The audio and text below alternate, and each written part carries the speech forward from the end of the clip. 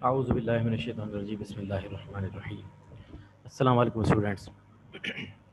تو جو کلاسز ہم نے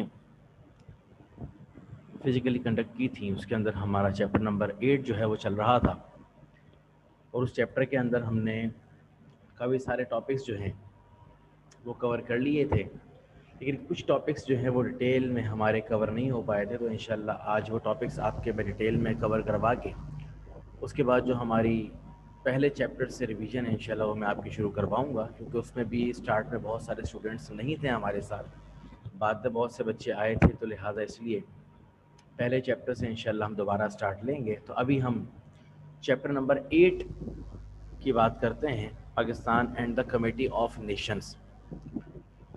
اس چیپٹر کے اندر ہم نے بہت سارے ٹاپکس جو ہیں اسٹڈی کیے تھے، including the foreign policy of Pakistan, کہ فارن پالیسی جو ہوتی ہے وہ کسی ملک کے لیے کیوں اہم ہوتی ہے، کہ کوئی بھی ملک اپنی سلامتی، اپنی ترقی اور دیگر مقاصد کے حصول کے لیے جو تعلقات دوسرے ملک سے بناتا ہے انہی کو فارن پالیسی کہا جاتا ہے۔ کیونکہ میں نے بتایا تھا کہ جب بھی کوئی ملک وجود میں آتا ہے تو اس کے لیے لازمی ہوتا ہے کہ وہ اپنے پڑوسی ممالک کے ساتھ دوستانہ تعلقات قائم کریں، کیونکہ آئزولیشن کے اندر کوئی بھی کنٹری نہیں رہ سکتا کہ اس کے اطراف جو اس کے نیبرنگ کنٹریز ہیں ان کے ساتھ اس کے کوئی دوستانہ تعلقات نہ ہوں، اور سب کے ساتھ جو ہے وہ تعلق ختم کر کے اکیلا وہ ملک سروائیو کرے، ایسا پاسبل نہیں ہوتا۔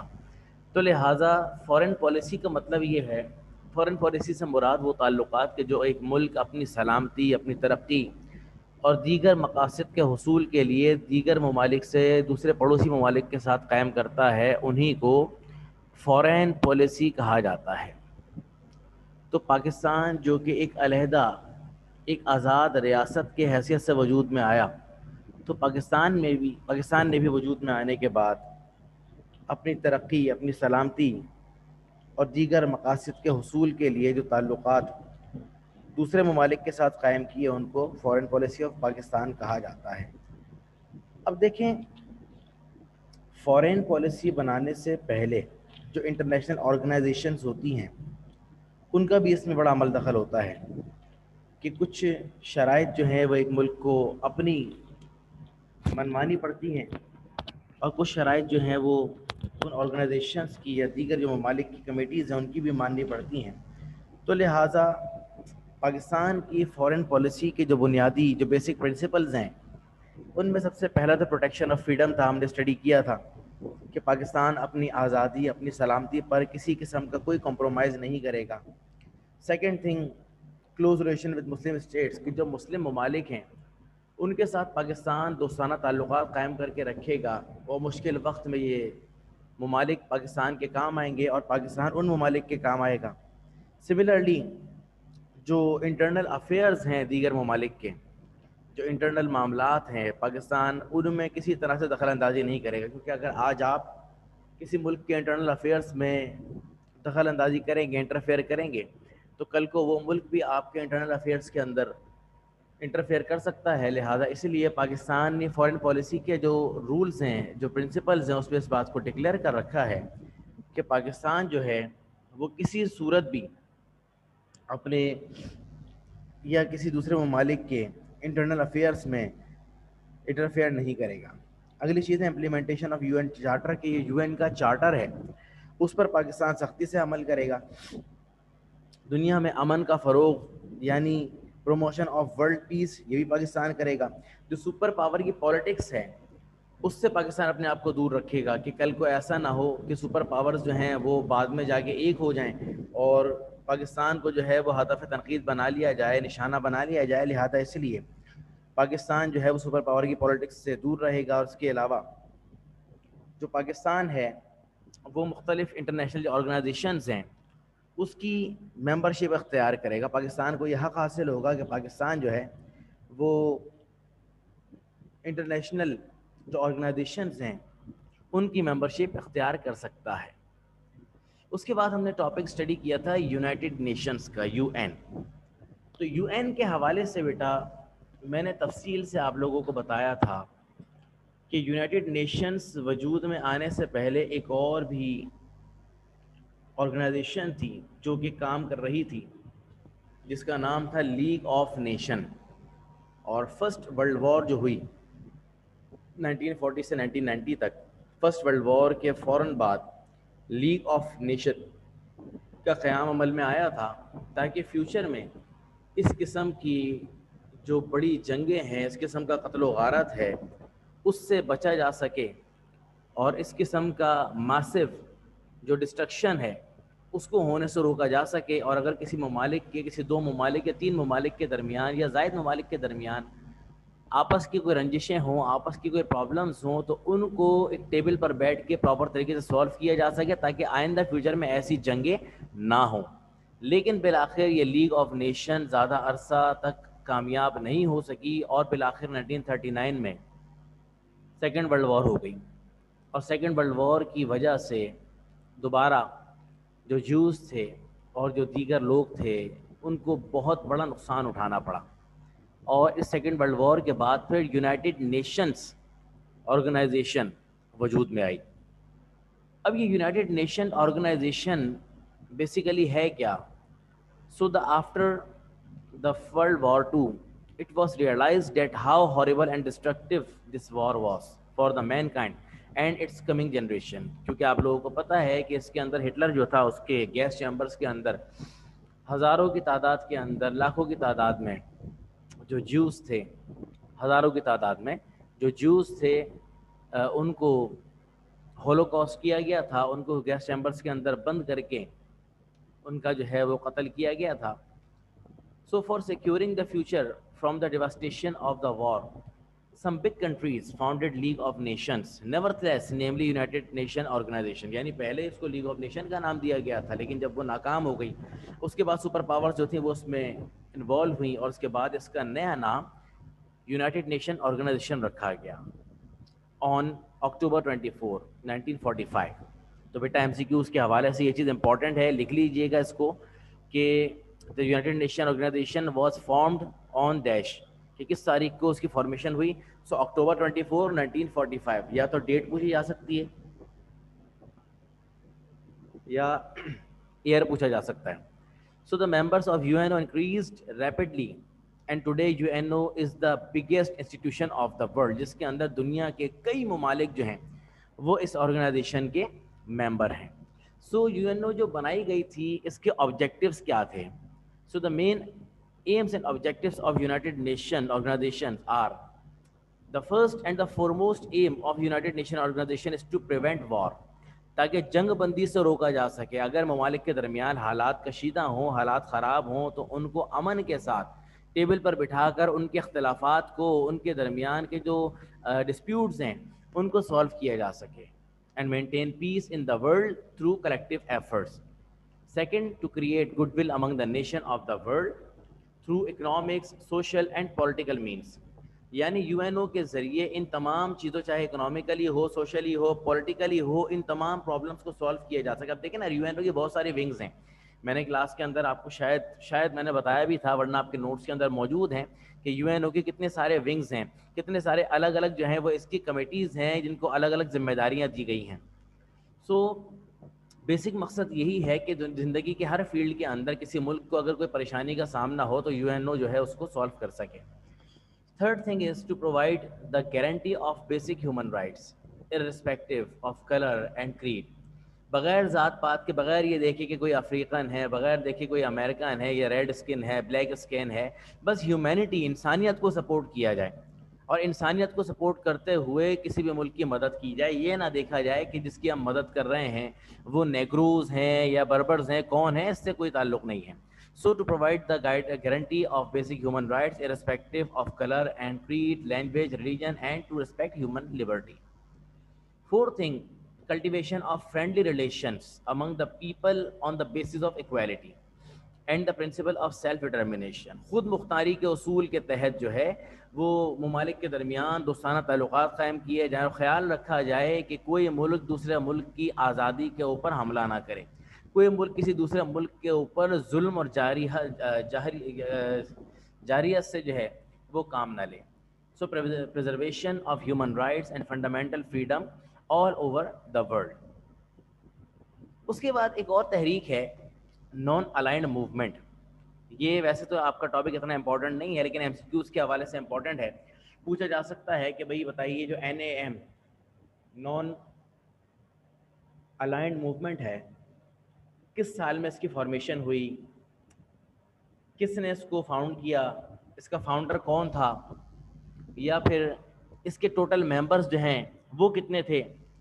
سو اس لیے اس ٹاپک میں آپ کو پڑھا رہا ہوں. باقی ویسے کیا کہتے ہیں پیپر کے اندر شارٹ یا لانگ کوشچنس کے اندر یہ کوشچن جو ہے وہ نہیں آتا. ایم سی کیوز کے لیے امپورٹنٹ ہے کیونکہ آپ کو پتہ ہے کہ 50% ایم سی کیوز ہوں گے, لہٰذا اس لیے یہ امپورٹنٹ ہے. تو میں آپ کو ڈسکس کر رہا ہوں کہ non aligned movement N A M is an important world organization of the third world countries who do not wish to be aligned with any of the big powers. کیونکہ دیکھیں جب یو این او بنائی گئی تو you N او جو big 3 تھے, جو super powers تھے, رشیا, امریکہ اور برطانیہ, انہوں نے اس کو فاؤنڈ کیا تھا. تو لہٰذا اب ظاہر سی بات ہے کہ جب فاؤنڈرز یہ ہیں تو اس یو این او سے جو لوگ وابستہ ہوں گے ان کو ان کی جو سپر پاورز ہیں ان کی بات ماننی پڑے گی. لہٰذا اسی لیے نان الائنڈ موومنٹ شروع کی گئی کہ بھئی ہم جو ہے وہ اس جو تحریک ہے, یہ جو یو این او ہے, اس سے ہمارا کوئی تعلق نہیں ہوگا, ہم اس سے بری رہنا چاہتے ہیں, ہم اس کے ساتھ جڑنا نہیں چاہتے.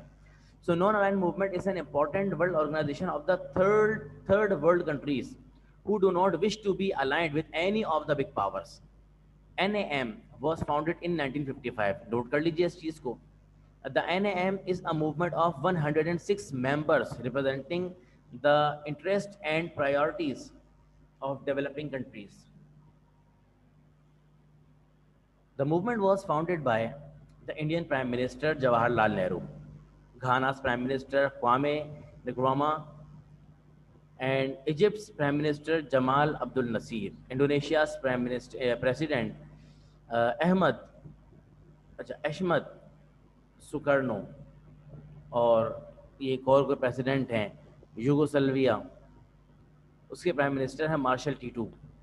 ان لوگوں نے جو ہے وہ فاؤنڈ کیا تھا. لیکن بیسک چیز جو امپورٹنٹ ہے ایم سی کیو اس کے لیے وہ تو اس کا فاؤنڈنگ ایئر ہے اور اس کے ممبرس ہیں کہ بھئی این اے ایم کے کتنے ممبرس ہیں. تو جو این اے ایم فاؤنڈ کی گئی تھی, این اے ایم کے آبجیکٹیوز کیا تھے؟ پہلا آبجیکٹیو تو یہ تھا to promote good will and cooperation among the Afro Asian countries, یعنی جو افریقن اور ایشین کنٹریز ہیں ان کے درمیان دوستانہ تعلقات قائم کیے جا سکیں اور ان کے درمیان جو ہے وہ کوپریشن کو پروموٹ کیا جا سکے, ایک دوسرے کو سپورٹ کریں, مشکل وقت میں ایک دوسرے کے ساتھ کوپریٹ کریں. Second thing to consider social economic and cultural problems of all participants. Third thing to consider the problems like radicalism. Fourth to access the position of Afro Asian states and their people in the world. تو یہ کچھ objectives تھے N A M کے جو میں نے آپ کے سامنے رکھے ہیں. لیکن اس ٹاپک کے اندر امپورٹنٹ چیز اس کی فاؤنڈنگ ایئر ہے یا پھر اس کے ممبرس ہیں. لہٰذا یہاں پہ ہمارا یہ چیپٹر جو تھا Pakistan in the committee of the world یہ کمپلیٹ ہوا. لہٰذا اب ہم چلتے ہیں اپنے پہلے چیپٹر کی طرف, that is establishment of Pakistan. کیونکہ ایم سی کیوز ابھی تک تو ہم نے جو پڑھا ہے وہ ایم سی کیوز کے حوالے سے کچھ چیزیں تو میں نے نوٹ کروائی تھیں, مگر پھر بھی بہت سی چیزیں ایسی ہوتی ہیں جو کہ رہ جاتی ہیں. لیکن اب ایم سی کیوز کا معاملہ ایسا ہے 50% ایم سی کیوز ہیں تو ہو سکتا ہے وہ چیزیں بھی ایم سی کیوز کے اندر انوالو ہو جائیں, انکلوڈ ہو جائیں. تو لہٰذا اس لیے جو پہلا چیپٹر ہے دوبارہ سے میں شروع کر رہا ہوں, اور جن بچوں نے اس چیپٹر کو شروع میں نہیں پڑھا تھا, ہمارے ساتھ لیٹ جوائن کیا تھا سینٹر کو, تو وہ بھی اس چیپٹر کو ڈیٹیل میں پڑھ سکتے ہیں ہمارے ساتھ. سو اس چیپٹر کے اندر سب سے پہلا ٹاپک جو ہم نے پڑھا تھا وہ تھا the conditions of South Asia before the advent of Islam, اور after the advent of Islam بھی پڑھا تھا, لیکن امپورٹنٹ جو ہے وہ ہمارے لیے صرف بیفور دا ایڈوینٹ آف اسلام ہے. تو سب سے پہلے ہم بات کرتے ہیں پولیٹیکل کنڈیشنز کی کہ اسلام کے آنے سے قبل. اور آپ کو ایک بات اور بتا دوں کہ اسلام سب کانٹیننٹ میں کیسے آنا شروع ہوا. اسلام جو ہے وہ عرب مرچنٹس کے ذریعے, the Islam spread in the subcontinent through dash, یہ ایم سی کیوز میں آ سکتا ہے. تو تھرو عرب مرچنٹس اس کا آنسر ہوگا. The Islam spread through the subcontinent by the Arab merchants, کی تجارت کرنے کے لیے جو تاجر آتے تھے عرب, ان لوگوں کے ذریعے اسلام سب کانٹیننٹ کے اندر پھیلا ہے. سو اسی طرح 712 میں حجاج بن یوسف کے حکم پر محمد بن قاسم سب کانٹیننٹ آئے اور آ کر سندھ انہوں نے فتح کیا، اور راجہ طاہر تھا یہاں کا اس کو ہرایا. تو یہ چیزیں بھی ایم سی کیوز کے حوالے سے امپورٹنٹ ہیں کہ Muhammad bin Qasim conquered Sindh in the year dash, تو 712 712. And Raja Dahir fought a fierce battle with dash. کس سے راجہ طاہر نے جنگ لڑی تھی؟ تو سوری، کس سے جو ہے وہ محمد بن قاسم نے جنگ لڑی تھی؟ تو وہ تھا راجہ طاہر، جو کہ ایک براہمن تھا. ٹھیک ہے نا؟ اچھا جی. تو اس کے بعد پھر 716 میں محمد بن قاسم کی شہادت ہوئی، اور اس کے بعد ان کے ملک سیریا ان کو یہاں سے واپس بھیجا گیا. تو یہ چیزیں ایم سی کیوز میں آ سکتی ہیں کہ محمد بن قاسم کا جو ملک تھا وہ کون سا تھا؟ تو سیریا تھا. اور اسی طرح محمد بن قاسم کی شہادت کس سال میں ہوئی؟ دا محمد bin Qasim مارٹائرڈ in the year dash, تو 716 ہے 716. سو پولیٹیکل کنڈیشنز ہم ڈسکس کرتے ہیں. تو پہلی چیز تو پولیٹیکل کنڈیشنز میں یہ تھی کہ یہ پورا جو سب کانٹیننٹ کا حصہ تھا یہ ٹائنی اسٹیٹس میں ڈیوائڈ ہوا ہوا تھا، چھوٹی چھوٹی ریاستیں چھوٹے چھوٹے قبائل کے اندر ڈیوائڈ ہوا ہوا تھا. سینٹرلائز سسٹم آف گورنمنٹ یہاں پہ موجود تھا نہیں، کیونکہ ہر قبیلہ ایک دوسرے سے زیادہ اپنے آپ کو سپر ثابت کرنا چاہتا تھا. لہذا اس لیے جو ویک قبیلہ ہوتا تھا اس کے اوپر جو طاقتور قبیلہ تھا وہ حملہ کر کے اس کو کیپچر کر لیا کرتا تھا، اور وہاں پہ جو ہے وہ اپنی حکومت بنا لیا کرتے تھے. جو ان کے قبیلے کا سردار تھا وہ رول کیا کرتا تھا. تو لہٰذا چھوٹی چھوٹی چھوٹی چھوٹی ریاستوں کے اندر یہ پورا سب کانٹیننٹ ڈیوائڈ ہوا ہوا تھا، ساؤتھ ایشیا. سیکنڈ تھنگ کیا تھی؟ انویژنس، یعنی حملے بہت زیادہ ہوا کرتے تھے کہ ہر تھوڑا جو طاقتور ہوتا تھا قبیلہ وہ اپنے سے کمزور قبیلے کے اوپر حملہ کر کے وہاں پر قبضہ کر لیا کرتا تھا. Third thing lack of unity, کہ بھائی ان کے درمیان اتحاد کا فقدان تھا. ظاہر سی بات ہے آپس میں لڑتے رہتے تھے، ایک دوسرے سے زیادہ طاقتور بننا چاہتے تھے، تو لہٰذا اسی وجہ سے ان کے درمیان لیک آف یونٹی تھا. فورتھ تھنگ یہ تھی کہ ایبسنس آف نیول فورس. حالانکہ ساؤتھ ایشیا کا جو ریجن ہے آپ دیکھیں یہاں پہ کتنا بڑا سمندر موجود ہے، کتنا بڑا سمندری حصہ موجود ہے، لیکن پھر بھی اس سمندری حصے کی نگرانی کے لیے، اس خطے ساؤتھ ایشیا کی حفاظت کے لیے کوئی باقاعدہ یہاں پہ نیول فورس جو ہے موجود نہیں تھی. تو یہ تھی پولیٹیکل کنڈیشنز. اگلی ہیں ریلیجیس کنڈیشنز. مذہبی طور پر یہ علاقہ کیسا تھا؟ تو مذہبی طور پر میں آپ کو بتاتا چلوں کہ یہاں پہ 3 مذاہب موجود تھے، ہندوازم، بدھزم اور جینزم.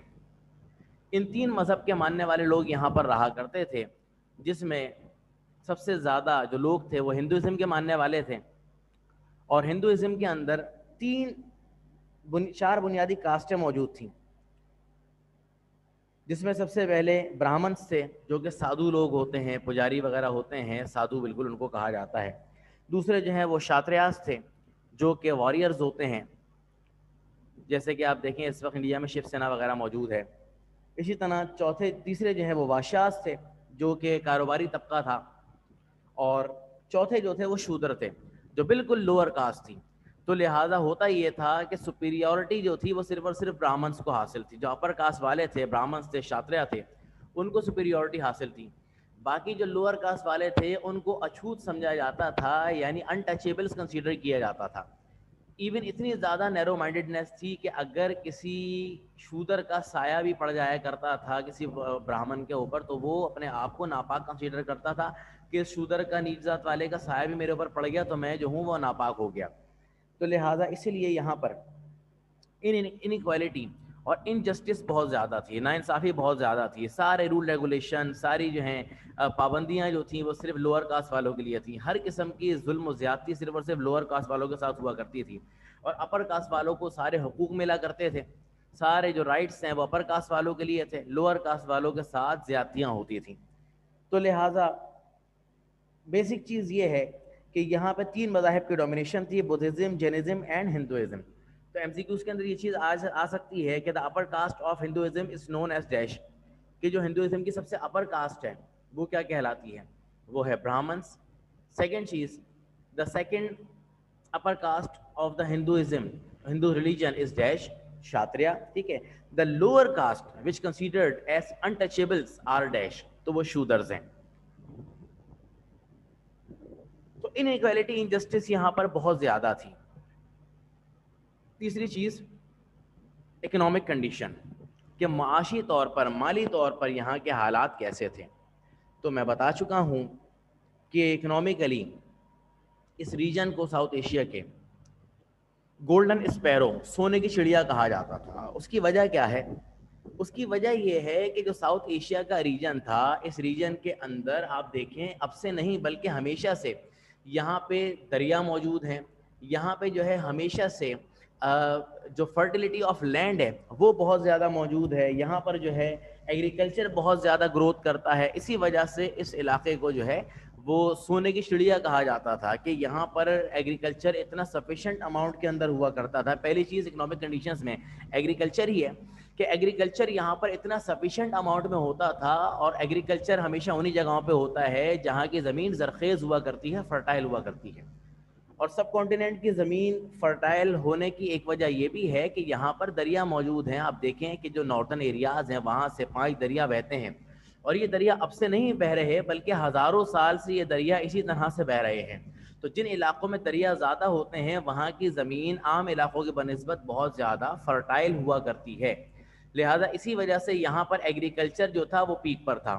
یہاں پر جو کاشتکاری تھی, جو ایگریکلچر سسٹم تھا وہ بہت پیک پر تھا. اسی لیے یہاں پر سفیشینٹ اماؤنٹ کے اندر فصل وغیرہ اگائی جاتی تھی, کہ یہاں کے لوگوں کی کھانے کی ضروریات پوری ہونے کے بعد بھی ٹھیک ٹھاک تعداد کے اندر جو ہے وہ یہ سامان بچتا تھا. تو لہٰذا اسی لیے یہاں کے جو لوگ تھے سب کانٹیننٹ ساؤتھ ایشیا کے, وہ ایگریکلچر سے ہی اپنا ذریعہ معاش کمایا کرتے تھے. اپنی جو ارننگس تھیں وہ اسی کے ذریعے کیا کرتے تھے, اس سامان کو بیچا کرتے تھے, اسی سامان کا ٹریڈ کیا کرتے تھے. آپ کو پتہ ہے کہ مسالہ جات وغیرہ, جیسے کہ آپ نے شاید پہلے اپنی میٹرک وغیرہ میں یا چھوٹی کلاسز میں پڑھا ہوگا کہ واسکو ڈے گاما جو ہے وہ بھی یہاں پہ آیا تھا, وہ بھی اور اس کے علاوہ اور بھی بہت سارے جو ٹورسٹ ہیں وہ یہاں پر آئے تھے, جو وائجرز ہیں یہاں پہ آئے تھے, اور انہوں نے مسالے جو تھے, اسپائسز, سب کانٹیننٹ کے ساؤتھ ایشیا کے جو اسپائسز تھے اس میں ٹریڈ کرنے کی کوشش کی تھی, کیونکہ جتنے اچھی کوالٹی کے اسپائسز اور یہاں پہ اگتے ہیں, کیونکہ یہاں کی زمین بہت زیادہ اچھی ہے, بہت فرٹائل ہے,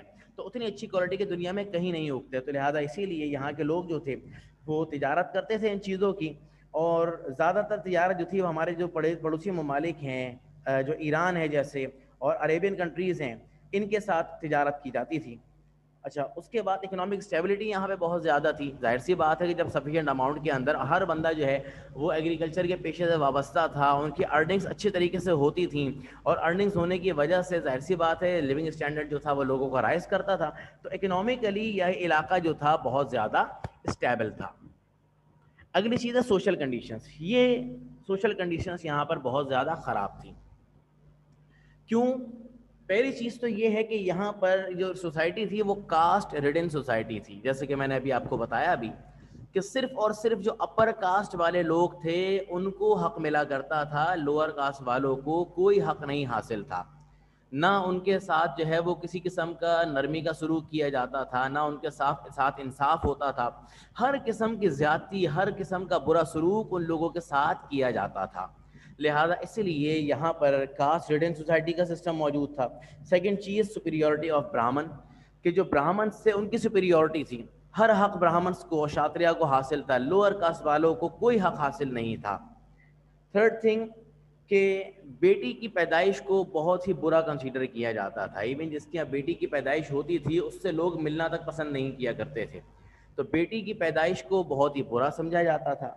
اگلی چیز, خواتین کے ساتھ بدترین سلوک کیا جاتا تھا. خواتین کے ساتھ جو ہے وہ ان کو بہت ہی حقیر سمجھا جاتا تھا, بہت ہی جو ہے وہ معاشرے کا ایک طرح کہا جائے تو ناسور سمجھا جاتا تھا. ہر طرح سے ناانصافی خواتین کے ساتھ کی جاتی تھی. مردوں کو جو ہے وہ سپیریورٹی حاصل تھی گھروں کے اندر. اگلی چیز جو تھی سوشلی جو سب سے غلط چیز تھی وہ تھا سسٹم آف ستی. ستی کا مطلب یہ ہے کہ جب کسی عورت کا شوہر مر جائے تو اس کے بعد اس کو جینے کا کوئی حق نہیں ہے, لہذا اس کے شوہر کی لاش کے ساتھ ہی اس کو بھی زندہ, کیونکہ آپ کو پتہ ہے کہ ہندوز جو ہیں وہ مردے کو دفناتے نہیں ہیں بلکہ جلاتے ہیں, تو لہٰذا اگر کسی عورت کا شوہر مر جائے تو لہٰذا اس کو ستی ہونا پڑتا تھا, اس کو زندہ جلا دیا جاتا تھا. یہ کچھ یہاں کی سوشل کنڈیشنز تھیں جو کہ بہت ہی زیادہ خراب تھیں. اور اس کے بعد جو ہے جب اسلام آیا تو اسلام نے پولیٹیکلی بھی حالات کو بہتر کیا, کہ پولیٹیکلی اسلام نے ان کو سینٹرلائز سسٹم آف گورنمنٹ کا کانسیپٹ دیا, اسلام نے ان کو نیول فورس اسٹیبلش کرنے کا کانسیپٹ دیا, ان کو یونٹی کا کانسیپٹ دیا کہ بھائی آپ جب ایک ہی خطے میں رہتے ہیں, ایک ہی ریجن میں رہتے ہیں, تو اس کے بعد بھی اگر آپ لڑائی کرتے ہیں ایک دوسرے سے تو اس میں تو آپ کا نقصان ہے, اس سے دوسرا فائدہ اٹھائیں گے. لہٰذا آپ ایک سینٹرلائز سسٹم آف گورنمنٹ بنائیں, جیسے کہ مسلمانوں کی خلافت کا نظام ہوتا ہے کہ ایک جو ہے وہ خلیفہ ہو, ایک جو ہے وہ قبیلے کا سربراہ ہو, اور باقی سارے کے سارے جو ہیں وہ اس کو اوبے کریں. تو اس طرح یہاں پہ مسلمانوں کے آنے کے بعد جو ہے پولیٹیکلی حالات بھی بہتر ہوئے, ریلیجیس کنڈیشنز بھی بہتر ہوئیں کہ جو لوور کاسٹ والے تھے اسلام ان کے لیے ایک بلیسنگ, ایک نعمت بن کے سامنے آیا, اور اسلام کے آنے سے جو لیونگ اسٹینڈرڈ تھا لوور کاسٹ والوں کا وہ بہتر ہو گیا, کیونکہ پہلے ان کو انٹچیبل کنسیڈر کیا جاتا تھا, ان کو حقوق نہیں ملتے تھے. لیکن مسلمانوں کے آنے کے بعد جب یہ لوگ مسلمان ہونا شروع ہوئے تو ان کو ہر طرح کے حقوق حاصل ہونا شروع ہوئے, ان کے لیونگ اسٹینڈرڈز بہتر ہونا شروع ہوئے, ان کے بیسک رائٹس ان کو ملنا شروع ہوئے. اسی طرح سے جو کاسٹ سسٹم تھا, ذات پات کا نظام تھا, اسلام کے آنے کے بعد وہ بھی ختم ہو گیا, کیونکہ اسلام جو ہے وہ ایکویلٹی کا اور مین کائنڈ کا درس دیتا ہے. لہٰذا اسی لیے یہ حالات بھی بہتر ہو گئے, اور سوشل کنڈیشنز کے اندر اسلام نے جو ہے وہ جو مسلمان ہوتا گیا, اسلام کی نظر میں سب برابر ہیں اور سب بھائی بھائی ہیں, تو اسلام نے جو ہے وہ ایکویلٹی کا تصور دیا, اسلام نے جو ہے وہ ستی کا سسٹم جو ہے اس کو ختم کروایا. تو اس طرح مسلمانوں کے آنے سے جو ساؤتھ ایشیا کی کنڈیشنز ہیں وہ بہت زیادہ بہتر ہو گئیں. اگلا ٹاپک دیکھتے ہیں. اگلا ٹاپک ہے ہمارا علی گڑھ موومنٹ. تو علی گڑھ موومنٹ شروع کرنے کی وجوہات کیا تھیں, پہلے تو ہم اس کو ایک بار ریکال کر لیتے ہیں, اس کے بعد پھر انشاءاللہ ہم علی گڑھ موومنٹ کا جو ٹاپک ہے اس کا انٹروڈکشن آج ہم اسٹارٹ کریں گے. باقی ڈیٹیل انشاءاللہ پھر اس کے بعد ہم اگلی کلاس, اگر ٹائم بچا تو یہ ابھی, ورنہ اگلی کلاس کے اندر ہم کریں گے. تو ہم پڑھ چکے ہیں کہ ہندوستان کے اندر انگریزوں کے آنے کے بعد, انگریز آنا کب شروع ہوئے, اورنگزیب عالمگیر کے دور میں, کہ ایسٹ انڈیا کمپنی بنانے کی اجازت اورنگزیب عالمگیر نے دی تھی, جس کے بعد ان کا اصل مقصد یہاں پہ تجارت کرنا نہیں تھا, بلکہ انگریزوں کا اصل مقصد سب کانٹیننٹ کے اندر گھسنا تھا اور یہاں پر قبضہ کرنا تھا. ایسا ہی ہوا. اورنگزیب عالمگیر کے انتقال کے بعد بادشاہوں کو عیاشیوں میں لگایا گیا, اور آہستہ آہستہ ان کے علاقوں پر انگریز حکومت کا قبضہ ہوتا چلا گیا, اور انگریز حکومت نے اپنے قبضے جو ہیں وہ مختلف علاقوں پر کر لیے. اور دیکھتے ہی دیکھتے 1857 کا دور آیا کہ تقریباً ہندوستان کے اوپر 95% ہندوستان کے اوپر انگریزوں کا قبضہ ہو گیا. وہ سارے علاقے جو کہ بابر نے, اکبر نے اور اورنگزیب عالمگیر نے فتح کیے تھے, سب مسلمانوں کے ہاتھوں سے چلے گئے, اور انگریز حکومت ایسٹ انڈیا کمپنی یہاں پر قابض ہو گئی. لہذا ایسٹ انڈیا کمپنی نے یہاں کے لوگوں پر, چاہے وہ ہندو ہوں مسلمان ہوں, ہر طرح سے ظلم و بربریت کی, ہر طرح سے ان کے ساتھ زیادتیاں کی, ان کی زمینوں پر قبضہ کیا, ان پر ٹیکسز لگائے, ناجائز ٹیکسز وصول کیے گئے, جس کی وجہ سے یہاں کے لوگ جو ہیں وہ اس حکومت سے بہت زیادہ بدظن ہو چکے تھے. اب کرتے کیا, ایک وقت وہ بھی آیا کہ ان کے پاس کچھ کرنے کو نہ رہا, ان کی زمینوں پر بھی قبضہ ہو گیا, ان پر ٹیکسز اتنے لگا دیے گئے کہ اپنی زندگی کا گزارا کرنا ان لوگوں کے لیے مشکل ہو گیا. بالآخر ان لوگوں نے, چاہے ہندو ہو مسلمان ہو, انہوں نے ایسٹ انڈیا کمپنی میں جاب اسٹارٹ کر دی, اور پھر ایسٹ انڈیا کمپنی کے اندر ان کو جو بٹالین تھی, جو فوج تھی, اس کے اندر رکھا گیا. لیکن 1857 کے اندر ایک ایسا واقعہ ہوا جس کی وجہ سے ہندو مسلم دونوں کے جذبات جو ہیں وہ بہت زیادہ مجروح ہوئے, دونوں کے جذبات کو ٹھیس پہنچی, اور بالآخر پھر اتنی بڑی جنگ جو ہے وہ انگریزوں کے خلاف انہوں نے لڑی. وہ معاملہ کیا تھا کہ ایسٹ انڈیا کمپنی نے نئے بلٹس منگوائی تھی. پہلے زمانے کی جو بلٹس ہوتی تھی پیپر کی ہوتی تھیں, اور ان کو ایک خاص قسم کے گریس سے ریپ کیا جاتا تھا, اور ان بلٹس کو جو ہے وہ منہ سے, دانتوں سے پھاڑا جاتا تھا, اس کے بعد گن کے اندر ڈال کے اس کے بعد فائر کیا جاتا تھا رائفل سے. تو اس کو ریپ کرنے کے لیے جو گریس استعمال کیا گیا وہ گائیں اور پگ جو تھا, سور, اس کی چربی سے بنایا گیا.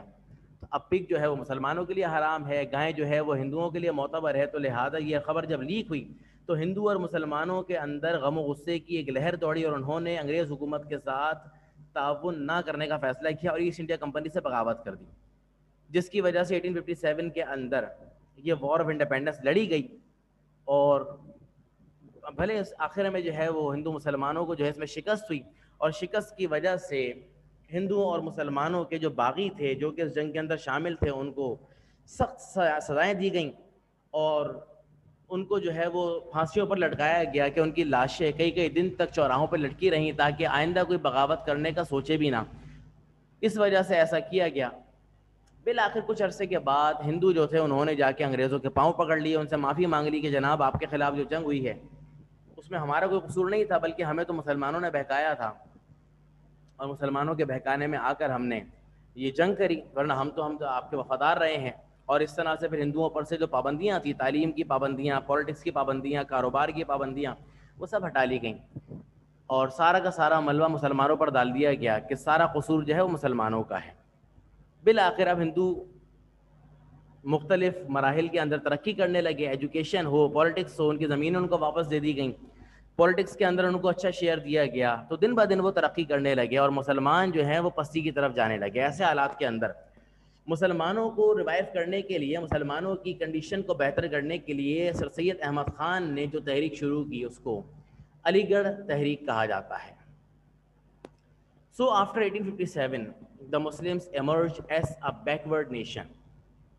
They were illiterate. ظاہر سی بات ہے کہ جب تعلیمی میدان میں پابندیاں لگا دی گئیں, پڑھنے پر پابندیاں لگا دی گئیں, تو کیسے پڑھتے؟